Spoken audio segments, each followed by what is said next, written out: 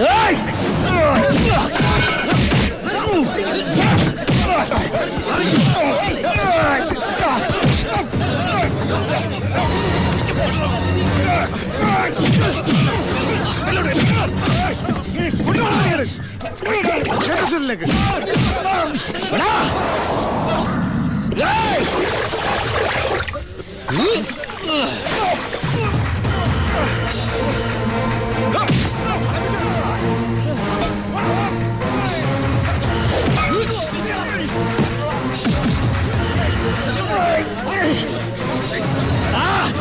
ജയിലിന്റെ ഉള്ളിൽ നിന്ന് ജീവനോടെ പുറത്തു പോകില്ല. നിന്നെ കൊല്ലും ഞാൻ. നീ കരുതിരുന്നോ? നിന്നെ വിടില്ല, നിന്നെ വിടില്ല.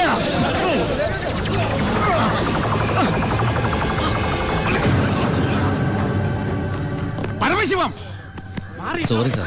എന്റെ മുമ്പിൽ വെച്ചാണ് അഭ്യാസം. പരോളിന് അപേക്ഷ കൊടുത്തിട്ടില്ല. എന്താണ് അവനോട്ട് ഇടപാട്? ഓൾ കേരള ക്രിമിനൽസ് അസോസിയേഷനിൽ അവനും മെമ്പറല്ലേ സാറേ? ഇടപാട് കാണാതിരിക്കൂ. മേത്തൊക്കെ സാമ്പാർ പോയി. ചോറും കൂടി വിളമ്പട്ടെ സാറേ? 2 പപ്പടം കൂടി തടാ, പൊടിച്ചു കളഞ്ഞാൻ. ആരാ ചോറ് വെച്ചത്? പപ്പടം ഇല്ലെന്ന് അറിയില്ലേ? മതിയെങ്കിൽ മാറ്. അവൻ എന്തിനാടാ നിന്നെ ചവിട്ടിയത്? അവനെന്നെ ചവിട്ടാൻ തോന്നിയിട്ടുണ്ടാവും. അപ്പൊ അവൻ എന്നെ ചവിട്ടാൻ തോന്നിയില്ലല്ലോ. അതിന് നീയല്ലല്ലോ അവന്റെ ഏട്ടനെ കൊന്നത്. നീ ഒരാളെ കൊന്നു എനിക്ക് വിശ്വസിക്കാനാവുന്നില്ല. കേട്ടുമടുത്തിട്ടുള്ള സാധാരണ പ്രശ്നം തന്നെ എന്റേതും. പക്ഷേ ഒരു നോർമൽ ആൾക്കുണ്ടാകാവുന്ന ഏറ്റവും വലിയ പ്രശ്നം സാമ്പത്തിക ബാധ്യത. കടം കൊണ്ട് നിൽക്കക്കള്ളിയില്ലാതെ ആത്മഹത്യയുടെ വക്കത്തെത്തി എൻ്റെ കുടുംബത്തെ എങ്ങനെയെങ്കിലും രക്ഷിക്കണമെന്ന ഉദ്ദേശത്തോടെ ഞാൻ നാടുവിടാൻ തീരുമാനിച്ചു. ഒരു രാത്രി എങ്ങോട്ട് പോകണമെന്നറിയാതെ നാഷണൽ ഹൈവേയിൽ ഞാനങ്ങനെ നിന്നു. ഈ സമയം ദൂരെ നിന്ന് ദേവദൂതനെ പോലെ ഒരു ടാങ്കർ ലോറി വരുന്നത് ഞാൻ കണ്ടു. ദൈവം തോന്നിപ്പിച്ചാണോന്നറിയില്ല, ആ ഡ്രൈവർ വണ്ടി നിർത്തി. ഞാനും കൂടി പോന്നോട്ടെ? എങ്ങോട്ട്? അങ്ങനെ ഇന്ന സ്ഥലമൊന്നുമില്ല, എവിടം വരെ പോണു അവിടം വരെ. ഓ അവിടെ കയറ്. സോറി.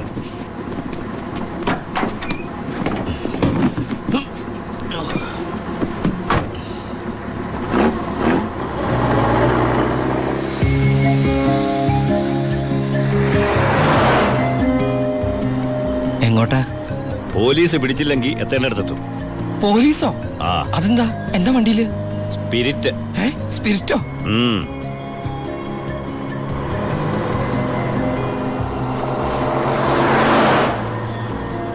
ഇതൊക്കെ ഒറ്റയ്ക്ക് ഉണ്ടാവാൻ പേടിയില്ലേ? ഒറ്റയ്ക്ക് കൊണ്ടുപോകുന്ന അതിന്റെ സുഖം. പോലീസ് പിടിച്ചാൽ എന്നെ മാത്രം നോക്കിയാൽ മതിയല്ലോ. അപ്പൊ ഈ പോണ വഴിക്ക് പോലീസ് പിടിച്ച എന്റെ കാര്യം? അത് പോലീസുകാർ നോക്കിക്കോട്ടെ. നിന്നെ പിടിച്ച എനിക്കെന്താ? നിനക്ക് എന്നെ കുറിച്ച് ഒന്നും അറിയില്ല, എന്റെ പേര് പോലും. എന്താ ബായുടെ പേര്? അത് വേണ്ട, എന്നാലും പറ ബായ്. നീ ഇപ്പൊ എന്താ വിളിച്ചത്? ബായ്. ബായ്, അത് തന്നെ വിളിച്ചാ മതി.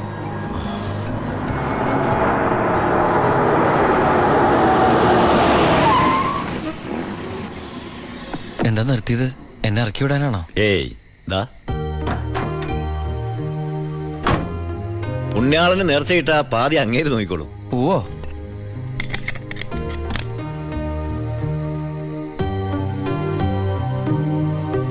എന്റെ പുണ്യാള, നേർച്ചയിടാനായിട്ട് എന്റെ കയ്യിലൊന്നുമില്ല.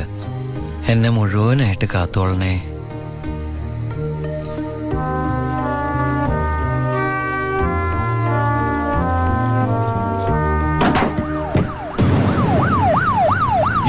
പോലീസ്.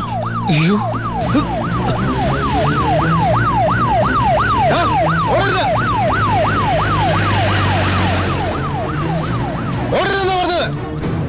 നീ എന്നതാണാ പറയുന്നത്? ലോഡ് പോലീസ് പിടിച്ചെന്നു? അതേ മുതലാളി, ഞാൻ ഓടി രക്ഷപ്പെട്ടതാ. ഇതിലെന്തോ ചതിയുണ്ട് ചേട്ടായി. കൊച്ചു മുതലാളി എന്നെ സംശയിക്കരുത്.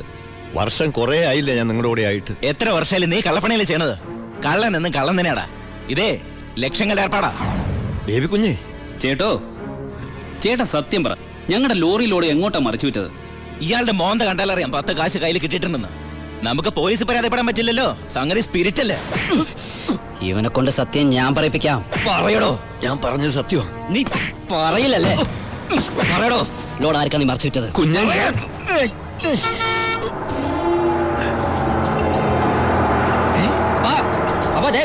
ലോറി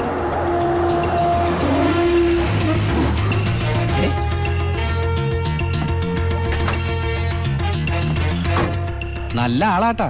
പോലീസിനെ കണ്ടപ്പോ ബായി എന്തൊരു ഓട്ടോ ഓടിയത്. ഞാനാണെങ്കി പേടിച്ചും പോയി. പിന്നെ RC ബുക്കിൽ അഡ്രസ് അപ്പൊ ഒരു കണക്കിലെ വണ്ടി ഇവിടെ എത്തിച്ചു. എനിക്കാണെങ്കി കാറൊക്കെ ഓടിച്ചുള്ള ചെറിയ പരിചയമുള്ളേ. എന്തൊരു പാടാ ഈ പണ്ടാറ് ഓടിക്കാനായിട്ട്. എന്റെ പുണ്യാളം കൊണ്ടുവന്നാ ഇവനെ. ഇത്രയും കാലം ജീവൻ പണയം വെച്ച് കൂടെ നിന്നിട്ടും നിങ്ങൾക്ക് ആർക്കും എന്നെ മനസ്സിലായില്ല. ചെയ്യുന്നത് കള്ളപ്പണിയാണെങ്കിലും അതൊരു സത്യമുണ്ടെന്ന് വിശ്വസിക്കുന്നവനാ ഞാൻ. ഇനി ഞാൻ നിങ്ങളോട് വന്നാൽ ശരിയാവില്ല.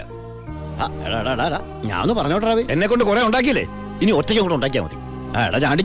അപ്പാ ഇയാളെ പോണേ പോട്ടപ്പാ. ഇയാളെ ചത്ത നമ്മള് ബിസിനസ് ഇല്ലേ.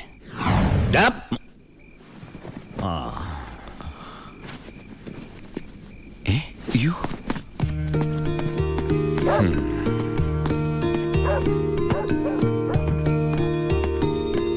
നീ എങ്ങോട്ടാ? ബായി എങ്ങോട്ടാ? എങ്ങോട്ടെങ്കിലും. എന്നാ ഞാനും എങ്ങോട്ടെങ്കിലും. വാ. ബായി സത്യമുള്ളവനാണെന്ന് എനിക്ക് തോന്നി. ഞാൻ അയാളുടെ കൂടെ കൂടി. ബായിക്ക് ഭാര്യയുണ്ട്, മകനുണ്ട്. മകനെന്ന് പറഞ്ഞ ബായിക്ക് ജീവനാ. ശിവന് കുറച്ച് ചോറിട്ടോടി. ശിവനല്ല, ഉണ്ണി. ചോറ് വേണ്ട, അതിന് പകരം പപ്പടം എടുത്തോളാം. നമ്മുടെ പരമശിവത്തിന്റെ നല്ല ഛായയില്ലടി ഇവന്. എനിക്കും കണ്ടപ്പോഴേ തോന്നി. ആരാ ഈ പരമശിവം? പണ്ട് ലോറി താവളത്തിൽ നിന്ന് കിട്ടിയതാ അവനെ. പിന്നീട് എനിക്ക് എന്റെ സ്വന്തം അനിയനെ പോലെയായി. 4 കൊല്ലം മുമ്പ് ഒരു ലോറി ആക്സിഡന്റിൽ അവൻ. ഇന്ന് വഴിയോരത്ത് നീ നിൽക്കണ കണ്ടപ്പോ ഞാൻ അവനെ ഓർത്തുപോയി. അതാ നിർത്തിയത്. എന്നെ ആ അനിയനായിട്ട് കണ്ടൂടെ? അതിനെന്താടാ ശിവ? ശിവനല്ല, ഉണ്ണി. എനിക്ക് നീ ശിവൻ തന്നെയാ. അങ്ങനെ ഉണ്ണി എന്ന ഞാൻ ബായിക്ക് ശിവനായി. ബായിക്ക് ഈ പരിപാടി സ്വന്തമായിട്ട് തുടങ്ങിക്കൂടെ? നീ വിചാരിക്കും പോലെ അത്ര നിസാരമല്ല കാര്യങ്ങള്. ഇത്രയും കാലത്തെ എക്സ്പീരിയൻസ് വെച്ചിട്ട് ഒരു ലോഡ് ഒപ്പിക്കാൻ ബായിക്ക് പറ്റില്ലേ? അത് പറ്റും. പക്ഷെ എങ്ങനെ കടത്തിക്കൊണ്ടുപോരും? ചെക്ക് പോസ്റ്റിലൊക്കെ നല്ല കാശറിയണം. അതെവിടുന്ന്? ഒന്ന് ഞാൻ പറയാം. സാധനം കിട്ടിയ കാശ് മുടക്കില്ലാതെ ചെക്ക് പോസ്റ്റ് എടുത്തുന്ന കാര്യം ഞാൻ ഏറ്റു. അതിനുള്ള ചില നുണുക്ക് വിദ്യകളൊക്കെ എൻ്റെ ഉണ്ട് ബായി. ആ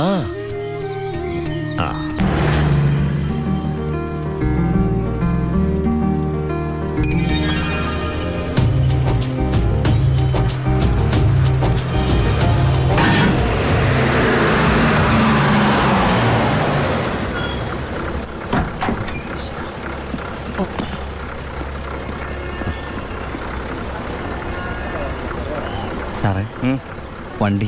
എന്താണ് വണ്ടിയില്? ഐസാണ് സാറേ. കുറിപ്പേ കയറി പരിശോധിക്ക്. സാർ,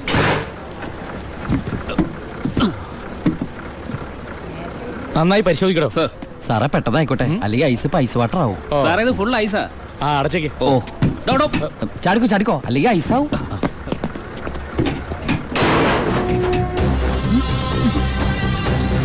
വിട്ടോ വിട്ടോ.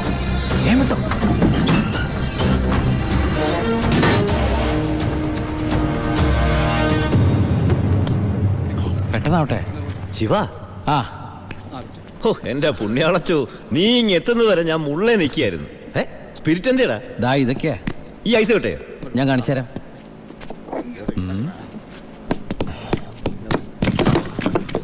ദാ ഒറിജിനൽ സ്പിരിറ്റ്. എന്റെ അമ്മച്ചി, ഒടുക്കത്തെ ബുദ്ധി തന്നെ. അല്ലടാ, ഐസിന്റെ ഉള്ളി വെച്ചിട്ട് സ്പിരിറ്റ് എന്താ ഐസ് ആവാത്തേ? എന്റെ ബായ്, വെള്ളം 0 ഡിഗ്രി സെന്റിഗ്രേഡിൽ ഐസ് ആവും. പക്ഷെ സ്പിരിറ്റ് ഐസ് ആവണമെങ്കിൽ -112 ഡിഗ്രിയെങ്കിലും വേണം. കെമിസ്ട്രി പഠിച്ചതിന്റെ ഗുണ. എന്തായാലും കെമിക്കറി കണ്ടുപിടിച്ചു. കെമിക്കറി അല്ല, കെമിസ്ട്രി. അവൻ ഭയങ്കര തന്നെ. ഇത് എത്ര രൂപയുടെ മുതലാന്ന് അറിയാമോ നിനക്ക്? നിനക്ക് ഞാൻ എന്താടാ തരേണ്ടത്? ഈ ലാഭത്തിന്റെ പകുതി നീ എടുത്തു അല്ലേ? വേണ്ട, ഇത് മുഴുവൻ നീ എടുത്തു. വേണ്ട ബായ്. ബായ് ആ ചിന്നാടന്മാരുടെ അവിടെ ജോലി ചെയ്തിരുന്നപ്പോ ഒരു ലോഡിന് എത്ര രൂപ കിട്ടിയിരുന്നത്? 5000 ഉരുവ. 5000 രൂപ മതി എനിക്ക്. അല്ല പിന്നെ ഞാനും ബായ് തമ്മിൽ എന്താ വ്യത്യാസം? അങ്ങനെ നീ പല അടവുകൾ ഉപയോഗിച്ച് വാളയാർ ചെക്ക് പോസ്റ്റ് വഴി പലതവണ ഞാൻ സ്പിരിറ്റ് കടത്തി. ഒരു നാൾ പിടിക്കപ്പെട്ടു. ചെക്ക് പോസ്റ്റുകളിൽ ഞാൻ പണം വാരിയെറിഞ്ഞു. ഉദ്യോഗസ്ഥന്മാരിൽ ഭൂരിഭാഗവും എൻ്റെ സ്വാധീന വലയത്തിലായി. പിന്നെല്ലാം അവരുടെ അനുഭവത്തോടെയായി. ബായിക്ക് വീടായി, കാറായി, ലോറികളായി. ബായിയുടെ വലങ്കയായി ഞാൻ അവിടെ പരമശിവം എന്ന പേരിൽ അറിയപ്പെട്ടു. വാളയാർ പരമശിവം. ഞങ്ങളുടെ വളർച്ച ചിന്നാടന്മാരുടെ തകർച്ചയായിരുന്നു. ഞങ്ങളെ നശിപ്പിക്കാൻ വേണ്ടി പല പല അടവുകളും അവർ പ്രയോഗിച്ചു. പക്ഷെ ഒന്നും വിജയിച്ചില്ല. ഒടുവിൽ ഒരു ദിവസം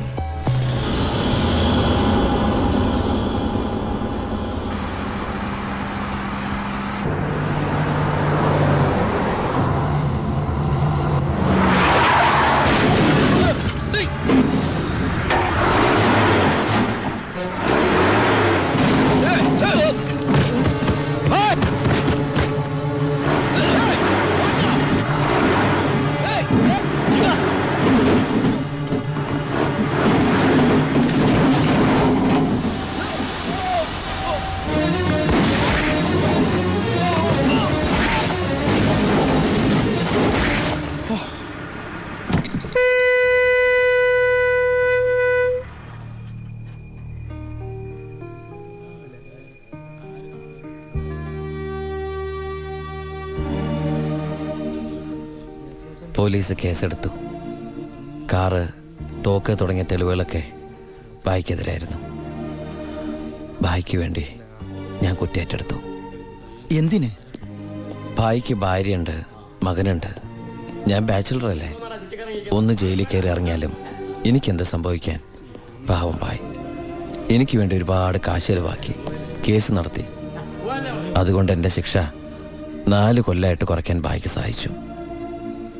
ഈ ഭായിയാണ് ഞാൻ ദുബായിൽ നിന്ന് കാശ് അയക്കുന്ന പോലെ മാസാമാസം കാശ് എൻ്റെ വീട്ടിലെത്തിക്കുന്നത്.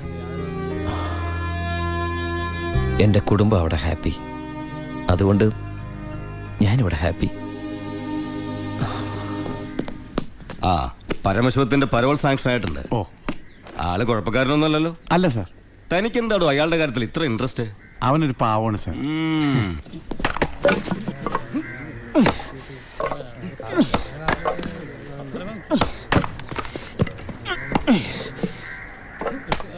എടാ അവന്റെ ആ മസിൽ കിട്ടിയിരുന്നെങ്കിൽ ഉച്ചക്ക് ബീഫ് ഫ്രൈ ആയിട്ട് കൊടുക്കായിരുന്നു.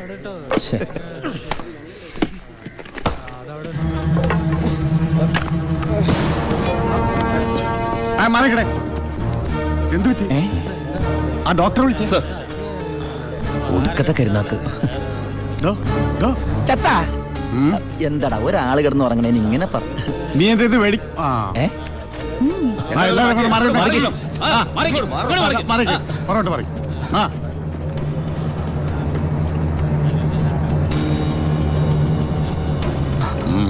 He's very serious. മെഡിക്കൽ കോളേജിലേക്ക് മാറ്റേണ്ടി വരും. Yes proceed. ഓക്കെ. മാറ്റാനൊക്കെ വരട്ടെ സാറേ. പരമശിവം പരോൾ. ചുമ്മാ ഇരി സാറേ. ദേ ഈ നിൽക്കുന്ന കൃഷ്ണേട്ടൻ കഴിഞ്ഞ ആഴ്ച ക്ഷീണം കൊണ്ട് തളർന്നു വീണപ്പോ ഒരു കപ്പ് വെള്ളം എടുത്ത് മോന്തക്കൊഴിച്ച് എണിപ്പിച്ചുവിടാൻ പറഞ്ഞാളാ ഈ സൂപ്രണ്ട് സാറ്. പിന്നെ ഇവനോട് മാത്രം എന്താ എത്ര സിമ്പതി? നിങ്ങൾ ആരെങ്കിലും കാശ് വെച്ചിട്ടുണ്ടോ? വെറുതെ ഇരി സാറേ.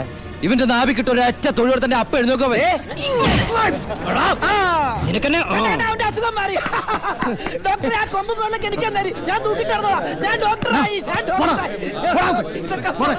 ദിവാകരൻ മോനെ അവന്റെ പരോളിന്റെ പേപ്പർ കണ്ടത്. ഇവന് 14 ദിവസം വേണ്ട, 5 ദിവസം മതി. പാടോ. എടാ ചിന്നാടാ, നീ ഇവിടുന്ന് മുങ്ങിയാ പിന്നെ എന്നെ ആരാ ഇതിനകത്ത് വെച്ച് കൊല്ലുക? നീ എന്നെ കൊല്ലുന്നത് കാണാൻ കാത്തിരിക്കല്ലേ ഞാൻ. ഇവൻ എന്നെ മൂടൗട്ടാക്കി അടങ്ങുള്ളൂ. നീ പോയി ജോലി എടുക്കടാ. നീ ഓർത്തോ അല്ല ഞാൻ ഡെന്റിസ്റ്റ് പല്ല് ഞാൻ എടുക്കും. നീ സൂക്ഷിച്ചോട്ടോ. ഞാൻ ഇവിടുന്ന് പുറത്തിറങ്ങിയിട്ട് വേണ്ടേ?